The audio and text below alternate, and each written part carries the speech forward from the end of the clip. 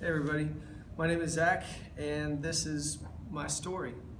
I grew up in a Christian household, grew up with a lot of head knowledge about who Jesus was, about who the Christian God was.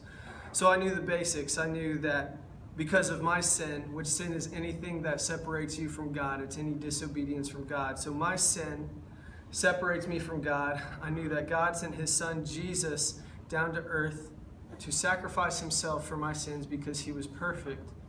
And I knew he rose from the dead. This was all head knowledge. This was all the stuff that I'd been learning through our church my entire life, but nothing was hitting the heart. My heart was on the baseball field. My heart was at friends' house on the weekends, hoping their parents would go to sleep early so we could go to the basement and drink. My heart was behind a computer screen so I could watch porn and whatever else came to my mind. I would indulge myself. I was comfortable, but the thing was, I knew Jesus was calling me. I could feel him pursuing me. I knew that there had to be more than just church every Sunday, than this head knowledge relationship with Jesus. There had to be more than that.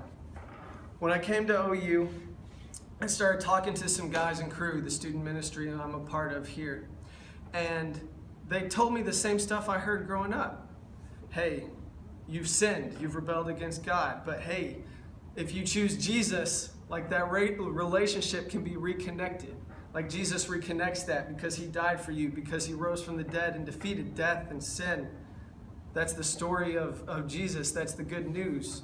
So it was the same stuff I was hearing, but throughout my freshman year, I started to realize the radical steps that Jesus calls his people to take. Jesus requires my entire life because he gave me his life. Jesus requires a full commitment. He requires my full attention. He requires my full heart. He requires everything in my life because he gave me everything. And the thing is, there's still so much pain. A lot of it natural, a lot of it self-inflicted. There's still a lot of temptation in my life with a lot of the stuff that I used to deal with before I truly grew in a relationship with Christ. But here's what Hebrews 4:15 says in the Bible. For we do not have a high priest, meaning Jesus, for we do not have a high priest who is unable to sympathize with our weaknesses, but one who in every respect has been tempted as we are, yet without sin. And when I first read that verse, it blew my mind because whenever I sin, I feel so separated from God again. I know I'm not, but I feel like I'm so far from him.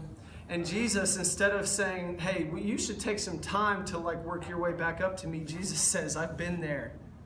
Jesus, the God of the universe who created me, says, I've been tempted.